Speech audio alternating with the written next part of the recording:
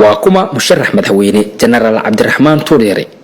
جنرال عبد الرحمن محمد توريري waxa uu ku dhashay magaalada Muqdisho sanadkii 1981 waxbarashada dugsiga hoose dhexe iyo sare iyo heerka koowaad ee jaamacadda waxa uu ku qaatay dalka gudihiisa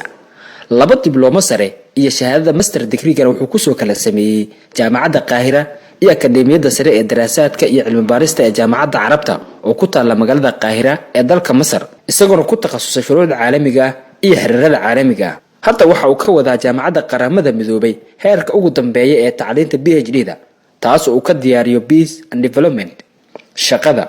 General Turiere waxa uu ka soo shaqeeyay hay'ado kala duwan oo isugu jira international iyo local waxa uu kamid ahaa 15 sano ee ugu dambeeyay ciidamada qalabka sida isagoo ka gaaray darajada sare ee generalnimada sidoo kale waxa uu dalka dibadiisa ku soo qaatay koorsooyin kala duwan oo ciidan waxa uu madax ka soo noqday qaybo kala duwan oo ciidamada qalabka sida ah sida hoggaanka sare ee hay'adda NISA sidoo kale waxa uu soo noqday gudoomiyaha maxkamadda sare ee ciidamada qalabka sida ugu dambeyn 2014 ayuu noqday taliyaha taliska nabad sugidda qaranka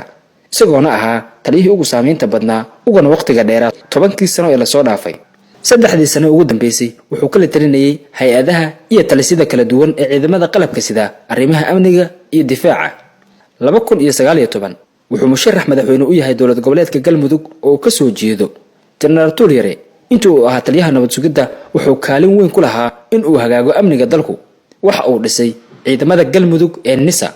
waa sargaal dhalinyaro ah oo wax badan kala socda xaaladda amni iyo tanaaluleed ee dalka gaar ahaan tan Galmudug waa aqoonyahan tacliinta ka gaaray darajada PhD-da kuna takhasusay nabadda iyo horumarka iyo sidoo loo abaabulo bulsho ku nool wadan burburay waa shakhsi firfircoon oo la aaminsan yahay inuu isku keeni karo xoreyn karo dhammaan deegaanada maqan ee Galmudug